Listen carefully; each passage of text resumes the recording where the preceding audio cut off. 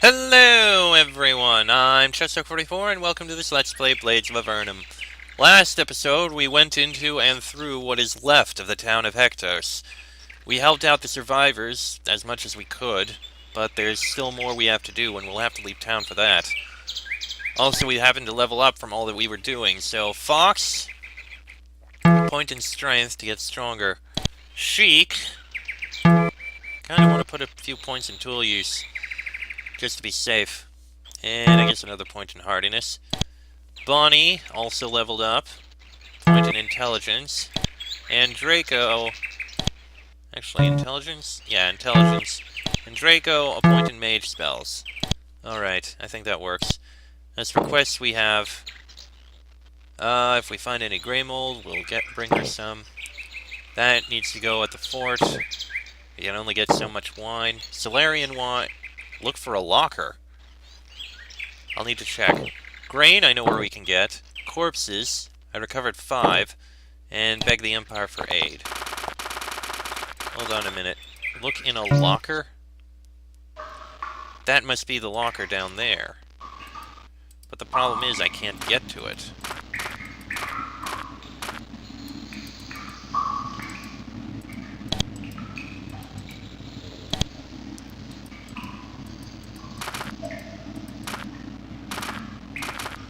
Yeah, that must be the locker, but I can't get to it, and I don't know how.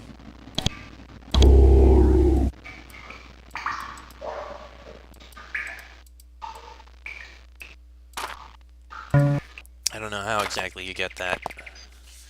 Okay, I'm just gonna wait to recover spell energy. Now let's head north. We're gonna go over the bridge up here.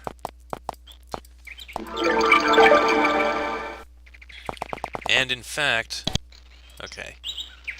Eli is still here, staring into the fire. Occasionally, he glances at the trees. Do you know anything about the blast? Eli shudders. Seeing that explosion was a bit of a shock, to say the least. I'm not going to get that sight out of my head for a long time. I thought I'd seen it all. Whoever did it needs to be slain before they can strike again, he says levelly, patting his sword hilt. Well, you could come with us. We're trying to find out who did this. Eli shuffles his feet nervously. Well, I didn't mean that I'd be the one to do the killing. That's really more up your alley, after all. Besides, I like this job. The bandits I normally see usually don't blow up towns. But I'll be sure to let you know if I see anything crooked going on around here. Thomas, do you know anything about the blast? Scared the hell out of me, that's all I know. I just hope somebody can figure out what happened before it happens again. Okay. Nothing needs to be identified. Do you know anything about the blast, Jess? It was big, bright, and loud, and we saw flaming rocks shoot out of it. I don't want to go near that town. I know the adventuring type, dealt with a lot of them over the years. You'll be trying to find the ones who did this, aren't you? Well, I don't want any part of it. Harrison is still here, occasionally flicking a piece of imaginary dust from his robe. Do you know anything about the blast? Harrison looks shocked. Of course not. It just came out of the blue. 1 minute we're sitting here eating biscuits and fish, and the next we're crouching behind a rock watching for flying debris. I never saw anything like that in Lorelei. All we ever had was giants. Does this happen often out here? You reassure him that this is pretty rare. Well, I can swear to you that right now that I don't know anything. The people of Hectos need food. Do you have some to spare? You explain the problem facing the survivors of the Hectos blasts and the quest given to you by Mayor Anderson. When you finish, Harrison walks over to the horse and cart and begins unloading a few pots and baskets. Right, I can take them pretty much all the grain and meal I've got. The stuff would have spoiled if I'd tried to sell it somewhere else anyway. He hitches the horse up to the cart, climbs into the saddle, and waves encouragingly to you. I'll be back in no time, he says as he starts the horse off down the road. Well, good. Stepping onto the Pearl Bridge for the first time, you're surprised by how smooth and cool the stone feels. Must have something to do with the quickly flowing water underneath the bridge. Still, the bridge looks like it was built yesterday. Quite an accomplishment for any architect.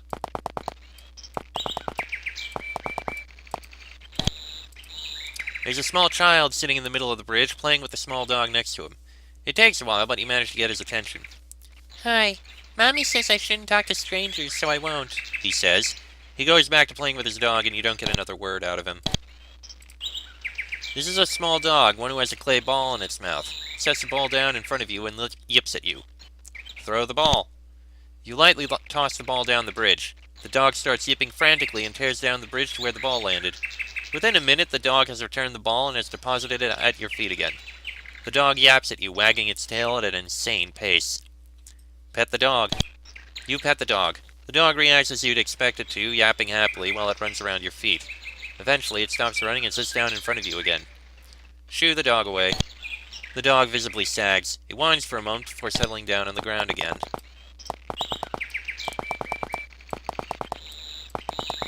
Oh, there's someone here. This man appears to be an archer, and a rather grizzled one at that.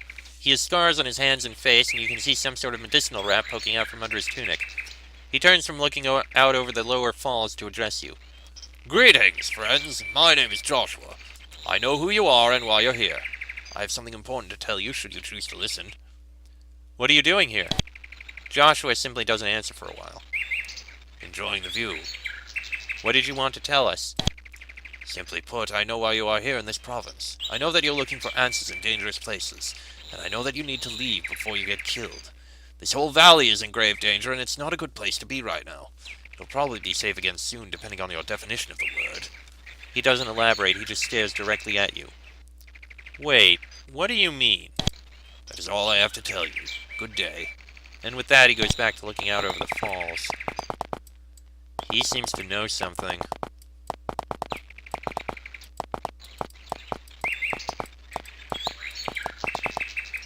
Okay, nothing down there. Ah, there's people here. Pearl Bridge, yada yada yada. This young man is an almost impossibly well-groomed Empire soldier and appears to be completely absorbed in flirting with the woman behind the counter. You try to gain his attention, but to no avail.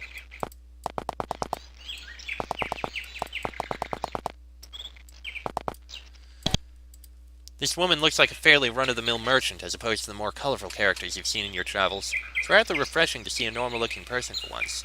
In any case, she's seated behind the table covered with miscellaneous herbs and potions, including a few which look like they'd be useful. The rest are probably for homebrew cures to satisfy the locals, nothing that'd work for serious battle wounds. Greetings, friends. My name's Helen, and I sell herbs and homebrewed remedies. What can I get you? What do you have for sale? Okay, the normal stuff. Couple energy potions. Actually, that's a good idea.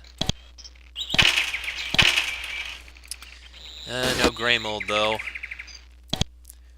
What do you think about this area? She smiles warmly. Well, I've lived here all my life, and I like it here. Born and raised in Hector's, and I've been selling herbs here for almost a decade. I just want things to get back to normal, really. Everyone's been so nervous since Hector's exploded. Those poor people. Do you know anything about the blast?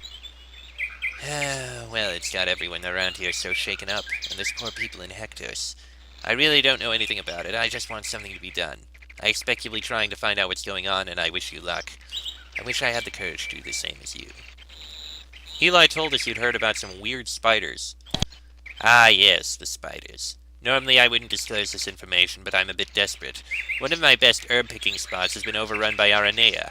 You see, that spot's mandrake is just about right, and I need to harvest it before it goes bad, so I'd really appreciate it if you could try to clear them out. If you can get rid of them and live, I'll reward you handsomely. The spot is southeast of here, pretty far back in the forest. I see.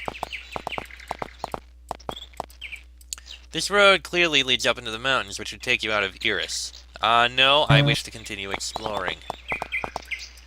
The farmers here seem rather nervous and refuse to talk to you. They're probably just on edge after the blasts. They don't have anything to sell you because the harvests haven't quite happened yet. Yeah, I suppose that makes sense. Same thing here. They moo. Where the bottom of this hill meets the lake, there's an empty-looking shack and a smoldering campfire. It's very, very quiet down here. Cautiously, you approach the building and prepare to break down the door like any good adventurer would. But before you get a chance, a slight gust of wind does the work for you. The shack is basically empty. You leave, disappointed in the lack of treasure. Ah, there's the Aranea. The path you've been following seems to disappear here, running into a particularly solid stand of trees. However, with your nature lore skill, you're able to locate the path again, even though it's incredibly faint. Well, we can clear out these spiders. There's a large group of Aranea in this clearing. Normally, your first reaction would be to take cover and prepare for a long, drawn-out fight, but the spiders don't move to attack. They're so quiet that it's eerie. So quiet, in fact, that you don't notice when a few sneak around behind you, blocking your way out of the clearing. But they still show no signs of attacking. You're just not sure what to do. Wait. For a while, you just stare at the RNA and they stare right back. Finally, one of them moves towards you. You draw weapons just in case. This makes the RNA scuttle back. However, once they seem to have realized that you're not attacking yet, the one approaches again. This particular RNA seems to be an elder. At least that's what you'd guess from the graying exoskeleton. It also seems to be limping. Or rather, something's wrong with one leg. The elder RNA points at its injured leg with two of its other legs, and lowers its body until it's flat on the ground. It's almost as if it wants your help. What if we try to help the injured RNA? Not quite sure where to begin, you try casting a basic healing spell on the elder RNA.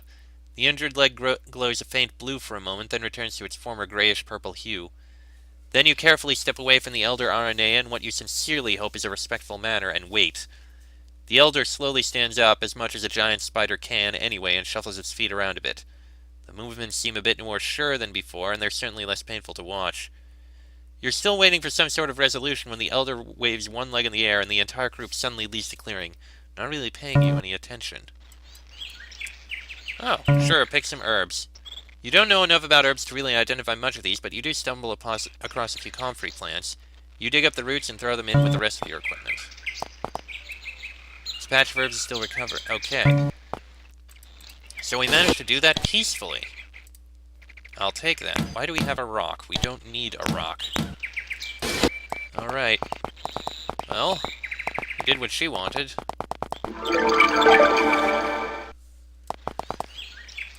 Oi, we cleared out the spiders. You tell her about how you got the spiders to leave, and she seems downright shocked. They left without attacking.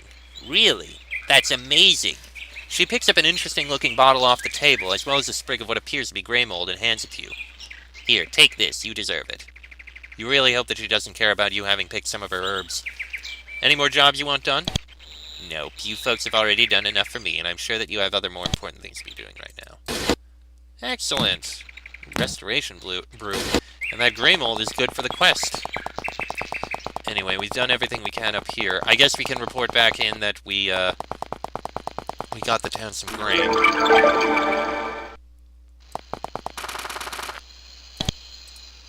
We found someone who can supply grain. You tell Mayor Anderson about Harrison's offer to supply the survivors with food. That's excellent. I should reward you for your efforts. He pulls out a modest patch of coins and tosses it to you, at which point you realize that it's even more modest than it looks. In fact, the reward is downright disappointing. You thank him anyway. 25 coins. Yeah, I guess it makes sense. Are there any more bodies, out of curiosity? There was a body in there. There was a body in here. Wasn't a body in here. We've looked through the various bits of rubble. There wasn't a body in here.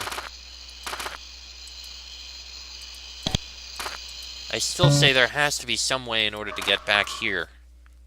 But I just don't see it. It's completely blocked off. And I can't destroy anything. Unless it's too low. Could be it's too low, I don't know. Sucks. Alright. Let's head down to the fort.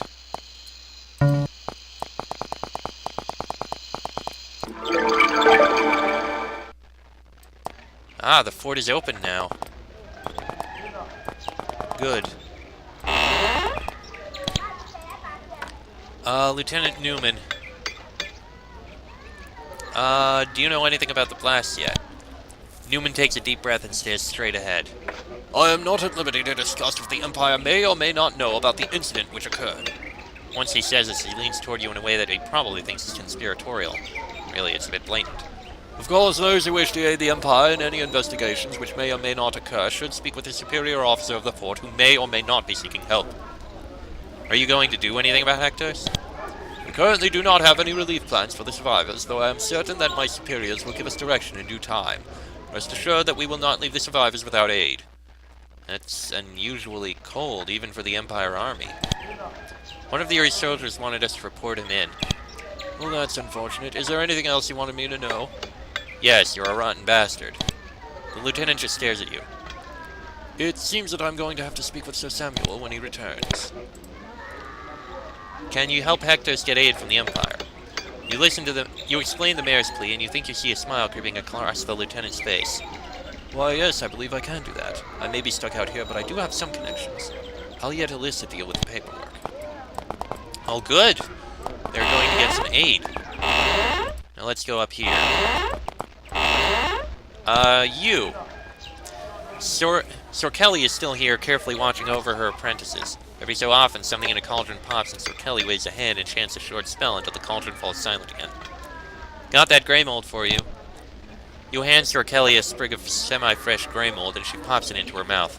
Before you're surprised and fully registered, she begins thanking you.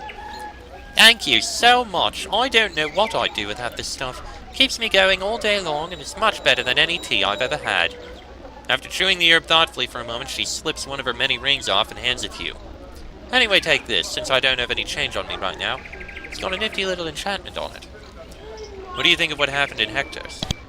Sir Kelly's cheerful demeanor quickly fades away to be replaced with raw anger.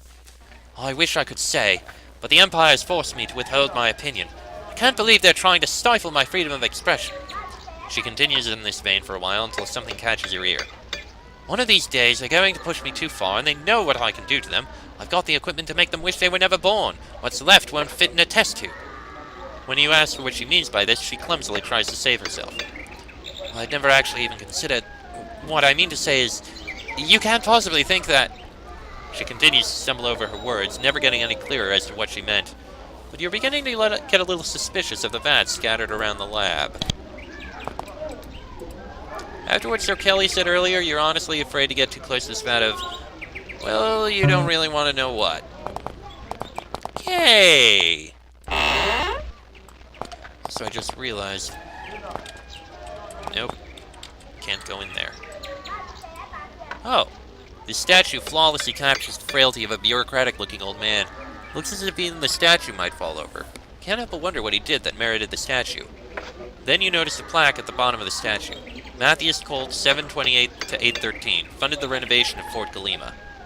Somehow you're not surprised. I saw another statue over here, I think. This statue depicts an armor-clad woman shouting something at someone and brandishing a long rapier. She looks intimidating, to put it mildly. The bottom of the statue, the plaque at the bottom of the statue reads, Alyssa Breck, commander of Fort Galima, 837 to... well, now, I guess. Now, we have speaking to do. As you scan the tiles on this bookshelf, you notice a slight breeze coming from behind some books. You'd investigate further, but you're honestly afraid to mess with anything while Commander Alyssa is in the room. Commander Alyssa looks even more frustrated than the last time you saw her. It seems that she hasn't taken the news of the Hectos blast well, but then again, you can't fault her for that. Speak! What do you plan to do about Hectos? Alyssa seems to physically recoil from your question. It takes her a moment to collect herself enough to answer. The Empire is currently not prepared to answer that question, and even if we were, I would not stoop to hiring common adventurers. She doesn't seem too sure about this last bit. We'd like to help you find out what happened to Hectos. Alyssa grimaces. Right, I knew this would happen, but you couldn't leave well enough alone, could you? I didn't want to rely on mercenaries like you, but you had to ask me, and by the protocols of my position, I have no choice but to accept. You see, she says with a look of utter disgust, when a situation of this magnitude arises, I am supposed to do whatever is within my power to deal with it, using my own judgment. But if someone offers their help, whoever they may be, I must accept. Even if the most traitorous Avernite worm offered to help investigate this occurrence, I would have to accept. Otherwise, they could report me to any Empire officer and get me incarcerated. So I accept your help, even though I'd love to see you thrown bodily out of this fortress right now. We'd like to talk about the investigation. All right, get on with it. Tell her about Mayor Anderson. You describe the mayor's erratic behavior to Alyssa and watch her expression slowly darken. This is news to us. We knew that the mayor disliked the Empire's presence, but it seems that we underestimated his distaste. Alyssa reaches into her desk and withdraws a simple bronze key, which she hands to you. This key will grant you entry to the rooms below City Hall, including the mayor's private chambers. Do a bit of poking around, see what you can turn up. Try not to let him see you do it. We don't want him fleeing just yet. What can we do to help? I thought I'd made myself clear when I told you to search the mayor's quarters. He's our only promising lead. And try not to be seen, okay? Alright, I guess we can't really mention Will. At least not now. Is there anything else we need to do while we're over here? Beg for Empire aid. Fort Samuel Inn. Okay, I'll do those. Let's head over. Yeah, they don't have anything to sell me, I know. Yeah, I know. Okay, first, we told Lieutenant Newman that you're still alive. You did? That's great. Did you tell him that he's a rotten bastard? Of course we did. Samuel's face lights up and he thrusts out a hand for what you guessed was meant to be a handshake. Instead, he almost punched you in the gut. You're alright, you know that? You're really great. He reaches into a pocket and rummages around for a moment. Eventually, he pulls out a single copper coin. Here, take a copper for your troubles, He says, handing you the coin. Good day to you. You attempted to punch him in the face, but you hold back. It just wouldn't be a fair fight. Lieutenant Newman said he could request aid. Excellent! The others will love this. The mayor digs a small charm out of his robe and hands it to you. We're basically out of money, so this is all I can give you. It has some sort of charm on it. I can't remember what exactly. Friends, you will always have a warm welcome in Hectos. Alright, so we have a resistance ring and an unidentified necklace. 5% resistance to elements and magic, which is not too bad. Actually, you do need it. Alright. And we can't go in there with him watching.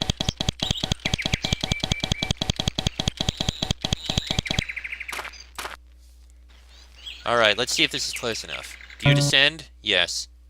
As you descend the ladder under the trapdoor, you're surprised by how far down the room is. With the lake so close, it would have taken a major feat of engineering to keep the water out. Then the first wave of dank air hits you. Maybe it wasn't as bad down here before the blast, but it's clear that this room will rapidly become a lost cause. Even the few torches that light the room seem to be giving up. Pools of water have begun to form, fed by streams of water trickling out of the damaged walls. This can't be good for the piles of records that fill half the room. They'll probably be lost rather soon. At the other end of the room, past what might have once been a wall, it looks like there was a well-furnished living room. Perhaps it was the mayor's room.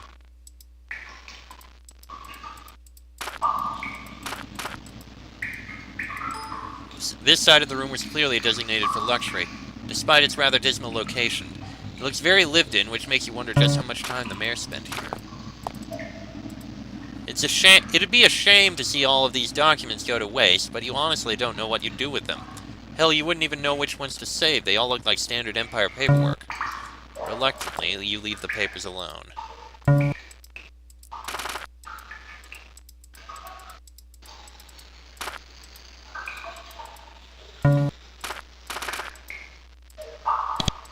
Yeah, gotta look through all this.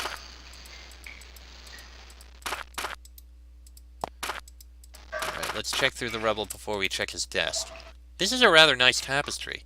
Your adventurer's senses start kicking in, and you search the tapestry and the wall behind it in the hopes of finding, well, anything suspicious. Maybe a secret passage or something. Unfortunately, you find nothing. This is a rather nice bed. You take a moment to think about how it was brought down here. Your adventurer's senses start kicking in, and you search the bed, the linens, which haven't been changed in weeks, and the bed's frame for anything out of the ordinary. Unfortunately, you find nothing. Looking in this battered desk, you find a surprisingly intact book. It's rather plain, with no title, a thin cover, and low-quality paper. It doesn't even feel magical in any way. We'll read it in a sec. This is a rather nice painting of Hector's pre-explosion. The water has damaged it a little bit. Your adventurer's senses start kicking in, and you search the painting, the wall behind the painting, and the frame of the painting for anything out of the ordinary. Fortunately, you find nothing. Alright, let's read the book. You lay the book on top of the desk so you can all crowd around it and see. You flip open the book and find that it's a journal, probably the mayor's. Instinctively, you flip to the latest entry, barely halfway through the book. It's time at last. I can't believe I'm doing this. They won't even let me evacuate the town. And if I refuse, well, it's the same threat as always. I just can't understand. These aren't the people I thought I'd be fighting alongside. They even want me to burn this. Leave it near one of the bombs, Joshua said. Nobody can know you were involved or you're dead to us. Well, I pray that someone finds us so that I may be free of my burden. Whoever reads this, heed my story. You barely finish reading the last line when you hear a sound from behind you. Alarmed by the mayor's sudden appearance, you pocket the book. Torn between killing the man now and killing him after interrogating him, you freeze. But before you can do either, the mayor speaks. So you found it. I'm glad, really. I wish it could have been sooner. What are you going to do? Draco suddenly screams and draws a blade. You barely succeed in holding them back. Why? Why did you do it? How could you do that to those people? Give me one good reason why I shouldn't kill you right now. Well, The mayor draws a deep breath. He almost looks like he wants you to kill him. you are working for the Empire now, correct? You nod and he grimaces. As I thought. If you think that killing me will make these attacks stop, you are wrong. I was not alone in this act, and if you spare my life, then I will tell you what I know. Draco screams out several things that you'd normally never get to say to an Empire official without encountering the business end of an executioner's axe. However, you know that killing the slime won't get you any closer to avenging the attack on Hector, so you sheathe your weapons, reluctantly. Good. You won't regret sparing me, I swear it. The mayor says, his voice shaking a bit. As you might know by now, there are rebels in this valley. I'd known it for years, and I'd secretly prayed for their victory. I never actually aided them, just let them go about their business unhindered. I dreamed of helping them in their noble quest to topple the Empire, until one day one of them walked into my office. He looked unassuming, but he proceeded to threaten me at sword point. He threatened me into helping them with the most ambitious plot yet.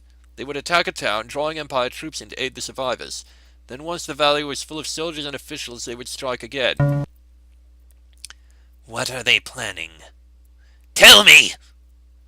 I don't know. They never told me. I don't think I even want to know. I wish I'd never gotten involved in this, and I need to get out. Now you know the story. At least you can do something before they finish their plans. I couldn't. I always loved this valley. I never lied about that. I hate myself for what I've become, and thus I place my fate in your hands. If you spare me, I'll leave and never return.